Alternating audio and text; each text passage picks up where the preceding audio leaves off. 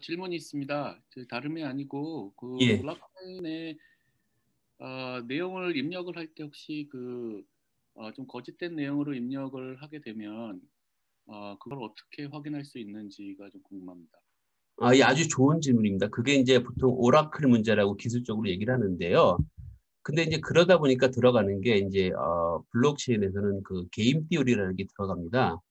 물론 그 당시에 누군가가 블록체인 네트워크가 있는데 입력 자체를 다르게 해가지고 문제를 일으킬 수는 있습니다. 근데 당장은 이득인데 블록체인 자체가 합의에 의한 메커니즘이라고 할 수 있는 이유가 뭐냐 하면요. 본인이 한 개인이 일탈을 해서 얻는 이득보다는요. 블록체인이 정한 룰에 따라서 움직여가지고 전체가 얻는 파일을 크게 한 이득이 훨씬 더 큽니다. 대표적인 예를 들면요. 지금 비트코인 가격이 6만 불, 7만 불 하지 않습니까?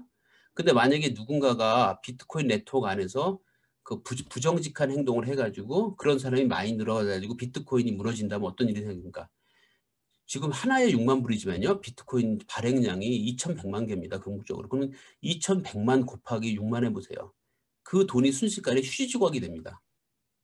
예를 들어서 예입니다. 물론 말씀드렸던 그 선생님 이원표 선생님 말씀드렸던 게 가장 큰 현안이긴 합니다. 오라클 문제가. 하지만은 블록체인 자체가 그걸 감안했습니다. 만들 때. 그러니까 전체가 협력해서 얻는 파이가 개인이 일탈해서 얻는 잠깐의 이익보다는 그 개인에게도 훨씬 큰 네트워크가 이게 블록체인입니다. 그래서 그렇게 설명을 드리고 있습니다. 근데 아주 좋은 지적이고 그 부분은 사실은 꼭 보완을 해야 될 부분인 건 맞습니다. 교수님, 제가 질문 하나 하겠는데요. 아까 보여주신 슬라이드에서 제가 깜짝 놀랐던 거는 블록체인을 많이 사용하는 나라가 있는 나이지리아, 그다음에 두 번째가 있는 베트남으로 좀 해주셨는데, 오늘 이 자리에 그 호치민 시티에서 우리 박남종 우리 동남아 서부협의 회장님도 계시는데, 제가 감이 잘 안 잡혀서 우리 베트남 같은 나라에서 어떻게 그 코인을 블록체인을 쓰는 건지 혹시 뭐 좀 사례가 있을까요? 어떤 사례로 좀 이해를 돕기 위해서. 제도 하지만 저도 주로 이제 아프리카 쪽에 집중을 하다 보니까 베트남까지는 제가 살펴보질 못했는데요. 뭐 제 추측에는요, 그러니까 블록체인은 두 가지입니다. 항상 첫 번째 돈을 송금하는 거, 두 번째는 이제 우리가 돈 송금은요 1%도 안 됩니다. 블록체인에 잠재고 나머지 99%는 다른 응용인데, 예를 들면 이런 거 제가 상상할 수 있는 게 망고 같은 거 있지 않습니까? 농산물.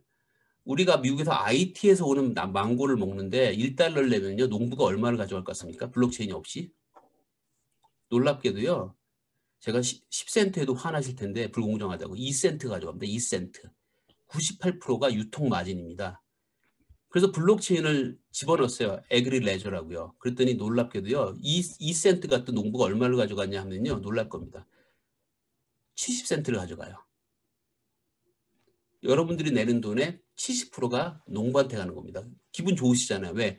고생한 분들한테 가는 게 정당하잖아요. 여러분들이 그걸 뭐라고 합니까? 페어 트레이드라고 하지 않습니까? 공정무역. 그리고 여러분들도 소비를 하실 때 의미 있는 소비를 하고 싶잖아요. 뭐 제 추측에 뭐 그런 쪽으로 들어가지 않았을까?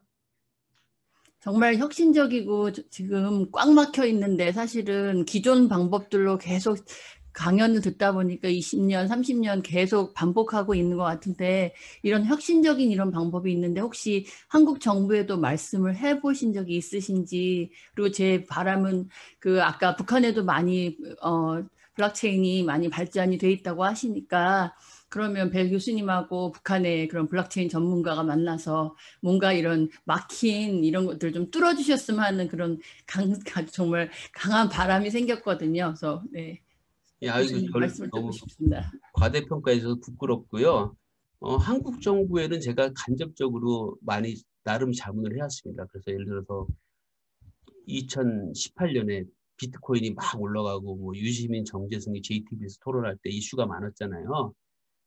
그래서 이제 한국 정부에도 제 의견을 물어보길래 네. 블록체인은 발전시키고 가상화폐 조금 좀 규제를 했으면 좋겠다는 그런 의견을 냈었고요. 최근에도 한국 정부에 많은 자문을 해가지고 제가 뭐 실명은 안 드리겠지만 대선 후보로 거론되는 분 중에 한 분이 코로나 바이러스 백신을 블록체인에 도입한다는 게 있었잖아요. 블록체인 기반의 코로나 백신 앱 같은 것도 뭐 꼭 제 얘기를 듣지는 않았겠지만 제가 담당하는 분한테 직접 말씀드렸던 기억이 나고, 그런 쪽으로 부족하지만 기여를 하려고 노력하고 있습니다. 그리고 기업체들은 많이 했고요. 그래서 기업체들이 제 의견을 바탕으로 블록체인을 어떻게 적용할까 하는 그런 뭐 행사를 많이 하게 됐습니다. 교육도 많이 하고. 저는 그 부분은 조금 부족하지만 조금 기여를 했다고 나름 자부하고 있습니다. 작은 변화라도 일어나게. 네, 고맙습니다. 박 회장님 좀 많이 이렇게 정부하고 연결시켜 주셔서 이게 현실적으로 이런 일이 일어나면 정말 좋을 것 같습니다. 이 북한과 거래 시에 대북 제재나 유엔 제재의 대상이 될 수 있는지요? 말씀해 주십시오. 저는 그 제재라는 게 언제든지 바뀔 수가 있고 그 내용이 좋으면 문제가 안 된다고 보거든요. 저는 미국 입장에서는 가장 반길 만한 일이라고 생각합니다. 예를 들면 그 모든 하나하나가 투명하게 공개가 되게 돼 있거든요. 관련돼 있는. 그렇기 때문에 그리고 사실은 굳이 말씀드리자면 암호화폐는 제재의 애매한 우리 회색 지역이거든요. 이것도 아니고 저것도 아니라 사실은 가장 창의적으로 활용할 수가 있는 부분이고요. 법에 안 걸리니까. 법에 안 걸리는 게 합법이라 안 걸리는 게 아니라 그 법이 커버하지 않는 부분이 굉장히 많거든요. 근데 그거보다는 좀 미국의 의지가 중요하다고 보는데 미국 입장에서 볼 때는 그걸 마다할 이유가 전혀 없습니다. 가장 투명하게 북한과 아주 신뢰 있는 관계를 맺을 수 있는 방법이거든요. 그래서 저는 제재 문제는 문제가 안 될 거라고 부족하지만 생각하고 있습니다. 네, 안녕하세요. 네. 저는 북한의 우유를 지원하는 프로젝트를 하고 있는 마더스 밀크의 권태훈이라고 합니다. 오늘 교수님 강의 잘 들었고요. 블록체인의 메시지가 단순히 기술이 아니고 사회 경제적 메시지를 준다는데 동의를 좀 하고요. 북한과 블록체인에 기반한 어떤 프로젝트를 할 때 결국 블록체인이 주는 메시지는 권력의 분산 또 사회의 투명성인데 북한은 그 시스템과는 전혀 반대의 그러한 구조인데 아까 강의에서 잠깐 언급은 하셨지만 북한이 권력을 분산하고 사회가 투명해지는 것을 원하지 않은 체제인데 북한의 인센티브 또 북한이 이것을 받아들일 수밖에 없는 그러한 유인 이거는 정확히 뭐라고 생각하는지 한번 말씀을 좀 부탁드리겠습니다. 조금 얘기가 돌아가자면 제가 옛날에 한참 인터넷이 들어올 때 이런 얘기를 한 적이 있습니다. 제가 가끔 사람이 아무 생각 없이 얘기했는데 그 말이 기가 막힌 말이 될 때가 있잖아요. 제가 이랬어요. 1990년대 후반에. 야, 인터넷이 되는데 저거 내 생각에는 무선으로도 인터넷이 왔다 갔다 할 수 있는데 그러면 전기줄이니 뭐니 다 필요 없겠네. 그러면 지금 인프라 투자 안 하고서 좀 기다렸다가 나중에 인터넷 기술 더 좋아지면 그때 확 깔면은 랜선도 필요 없고 좋겠네 그런 얘기를 한 적이 있었는데 정말로 그렇게 됐거든요. 요즘은 오히려 후진국들이 인프라가 좋은 경우도 많아요. 사실은 그런 이유 때문에. 근데 이제 북한의 경우는 아까 말씀드린 글로벌 스탠다드를 통해 아주 국제사회에 가는 게 가장 큰 인센티브가 될 것 같고요. 두 번째 제가 시간 관계상 말씀을 못 드렸지만은요. 블록체인을 적용하는 방법은 요즘은 앱으로 들어가고 있습니다. 분산 앱이라는 개념이 있습니다. 이건 뭐냐면요. 일단 이걸 아셔야 돼요. 이더리움이 블록체인 2인데 이게 이더리움 네트워크라고 생각하시면 돼요. 전 세계를 덮는 가상의 네트워크가 있습니다. 이것을 이더리움 버추얼 머신이라고 하는데 한마디로 그냥 쉽게 생각하시면 전 세계를 덮는 네트워크가 있다. 이게 P2P예요. 누구도 힘이 세지 않고 다 똑같은데 이 위에다가 내가 앱을 얹어놓으면은 사람들이 이용하면 되는 겁니다. 그게 이더리움이고 그래서 아까 말씀드렸던 요게 되는 겁니다. 요게. 누구나 블록체인 스마트폰이 있으면 블록체인 앱을 사용할 수가 있습니다. 요즘에는요. 여러분들은 모르시면 삼성 갤럭시 사신 분들은 다 2개씩 들어있었어요. 블록체인 앱이 이미. 여러분들이 안 쓰셨다 뿐이지 블록체인 앱을 갖고 계세요. 스마트폰 안에. 자, 그런데 그러면은 북한의 입장에서 볼 때 일단 장점이 이거 안 깔아도 돼요. 그렇잖아요. 이미 깔려 있잖아요. 이더리움이라는 걸 사용한다면은 이더리움도 꽤 비싸잖아요. 요즘 많이 올랐다고 하던데. 이더리움은 이더죠. 비탈릭 부탈린이 만든 건데 자, 북한이 굳이 자기들이 싫어하는 거를 당장 도입은 안 해도 돼요. 정말로 자기가 필요한 만큼만 뽑아서 적용하면 되는 겁니다. 자기네들이 혁신하고 싶은 분야만 하나씩. 예를 들면은 미국을 설득하려면 이런 거겠죠. 뭐 당장 자기네 거버넌스를 바꿀 필요는 없고 제가 볼 때 불가능하고 당장 하는 거는요. 그건 변화해야 되고 시간을 갖고 북한이 예를 들면 핵과 관련된 정보의 흐름을 블록체인 위에다 얹어놓겠다. 그 정도는 가능하지 않습니까? 미국에서도 굉장히 솔깃한 제안이고 그런 식으로 가능한 거 위주로 하나하나 하다가 나중에 궁극적으로 북한이 자기 체제에 대한 자신감이 생기고 그러면은 뭐 충분히 나중에는 가능하다고 봅니다. 그래서 물론 우리 권태훈 사장님 말씀이 동의합니다. 북한이 전면적으로 이걸 받아들일 확률은 지금은 제로죠. 하지만 아까 말씀드렸듯이 내가 지나간 길이 정주행장이 얘기한 것처럼 나중에 대로가 되더라 하고서 우리가 길이라도 지나가려고 노력을 하면 전 반드시 그런 일이 일어날 거라고 믿습니다. 그래서 할 수 있는 것부터 하면서 조금씩 변화시키면은 어느 순간 본물이 터지듯이 뚜게 열릴 거라고 저는 생각하고 있습니다. 텍사스엔 안미양 기자님께서 질문해 주셨는데요. 그럼 블록체인의 리스크에 대해서 좀 알고 싶으시다고. 예, 그래서 이제 조금 더 자꾸 이제 깊이 들어가 있는데 블록체인은 두 종류가 있습니다. 첫 번째는 퍼블릭 블록체인이라는 게 있어요. 이건 아무나 다 들어오는 거예요. 우리 여러분들이 잘 아는 비트코인, 뭐 이더리움 다 퍼블릭입니다. 아무나 다 들어오고요. 그런 경우에는 어떻게 리스크 관리하면요. 게임 띠오리라는 게 있어요. 여러분들 뭐 제가 안 바쁘시면 얘기 좀 여기 혹시 이거 뷰티풀 마인드라는 영화 보셨나요? 영화 보면은 그 영화에 그 킹카가 있잖아요. 가장 이쁜 여자가. 근데 거기서 이제 그 내쉬 균형, 내쉬 이퀄리비움이라는 만드는 그 노벨상 수상자잖아요. 존 내쉬가 주인공인데 아주 이쁜 아가씨가 있어요. 정말 절세 미인이에요. 늘씬하고. 근데 존 내쉬가 이런 생각을 합니다. 모두가 그 아가씨를 차지하려고 하면은 실패할 거예요. 그 아가씨가 콧대만 높아지고. 그래서 다들 그 아가씨를 차지하려다가 놓쳤어요. 그럼 두 번째로 이쁜 아가씨한테 가면은 두 번째 아가씨는 뭐라고 생각합니까? 내가 백업이냐? 됐다 하고 돌아설 거예요. 그 세 번째도 돌아서고 네 번째도 돌아서고 그러면 모두가 헛물을 키게 될 거야. 그런 얘기를 합니다. 그럼 좋은 정책, 좋은 전략은 뭐냐?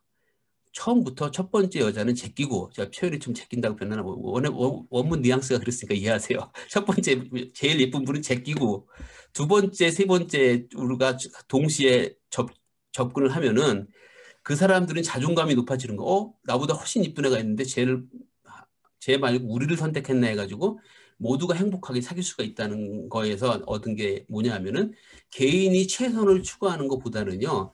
집단의 관점에서 최선을 추구하는 게 성공할 확률이 높다는 게 이게 내시 균형이고 게임 띠오리엠은 죄수의 딜레마에서도 둘 다 입 다무는 게 최고인데 둘 다 자백을 하는 이유가 그게 어떤 경우에든지 가장 나은 선택을 하게 돼 있거든요. 근데 블록체인이 그래요. 퍼블릭은요. 뭐냐면은 블록체인 네트워크를 지키는 데서 나오는 이윤이 내가 일탈을 해서 얻는 이윤보다 훨씬 커요. 나 개인한테 오는 것도. 그렇게 돼 있어요. 구조가. 그렇기 때문에 그게 안전망이고요. 반대편은 프라이빗이에요. 프라이빗. 예를 들어서 평통에서 평통 블록체인을 만들면은 평통 멤버만 들어올 수 있어요. 그리고 평통에서 지켜야 될 룰에 따라서 그 스마트 컨트랙을 집어넣으면은 그대로 돌아갑니다. 그래서 프라이빗 네트워크는 상대적으로 굉장히 안정적입니다. 그리고 퍼블릭은 위험하지만 그런 어떤 그 게임 띠오리가 들어가가지고 전체의 이윤이 나 개인의 일탈로 인한 이윤보다 훨씬 나은 이윤을 나 개인에게도 준다. 그런 게 안전망으로 작용하고 있습니다. 그러니까 이제 비트코인이 안 무너지는 겁니다. 비트코인이 무너지면 내가 갖고 있는 6만 원짜리 비트코인이 빵원이 되는 겁니다. 하루아침에. 안녕하세요. 저는 텍사스 주립대 교수로 있는 이현정입니다. 예, 안녕하세요. 네, 안녕하세요. 이렇게 직접 대화는 못했지만 너무 뵈서 반갑고요. 오늘 저희 강연 잘 들었습니다. 예, 이렇게 경제학적이고 경영학적인 이런 블록체인이라는 개념을 이렇게 사회 정치적으로 이렇게 가져온다는 것 자체가 굉장히 큰 융합 학문에 큰 줄을 걷는 것 같은 좋은 연구가 같은데요. 여기서 제가 궁금한 점은 일단 제일 처음으로 이루어져야 하는 그 스마트 계약을 그러면 한국과 북한이 같이 스마트 계약을 해야 된다고 할 때 그 과정이 어떻게 그러니까 제일 첫 단추를 끼는 거잖아요. 예. 서로 체제도 다르고 이해관계도 다르고 어떤 커먼 어떤 같이 공유할 수 있는 목적이 다른 상황에서 어떤 스마트 계약이 가능한 건지 그 과정을 어떻게 꾸려 나가야 되는지 거기에 대해서 설명을 좀 해주실 수 있어요? 예, 아주 좋은 질문이고요. 뭐 당장은 쉽지 않겠지만은 제 생각에 할 수 있는 것부터 하는 거죠. 할 수 있는 것도 하면은 북한도 이제 그 가치를 알게 되면은 저희가 하자고 안 놔도 하자고 할 거라고 저는 보고 있고요. 예를 들면 할 거 많지 않습니까? 금강산관광 같은 거 재개되면은 그 결제 같은 거 다 스마트 컨트랙으로 들어가야 될 거고요. 아까 핵도 말씀드렸고 개성공단도 그렇고요. 그래서 들어갈 게 굉장히 많습니다. 그래서 남북 간에 합의할 수 있는 거를요. 우리가 합의하는 거를 프로그래머 해가지고 그 블록체인 네트워크 안에 집어넣으면 되거든요. 예를 들면 우리가 북한에 어떤 지원을 할 때 그 지원금이 사용될 수 있는 용도는 이거다는 정도는 합의가 가능하지 않습니까? 남북 이산가족이 예를 들어서 만난다. 그랬을 경우 적어도 그 이산가족들이 살았는지 죽었는지 아픈지 안 아픈지 정도는 블록체인 네트워크 속에서 이산가족만은 연결을 시켜주자 해가지고 거기서 돌아갈 수 있게 할 수도 있는 거고 예를 들어서 그런 식으로 작은 것부터 하면은 이런 데 있으니까 뭐 small things make a big difference.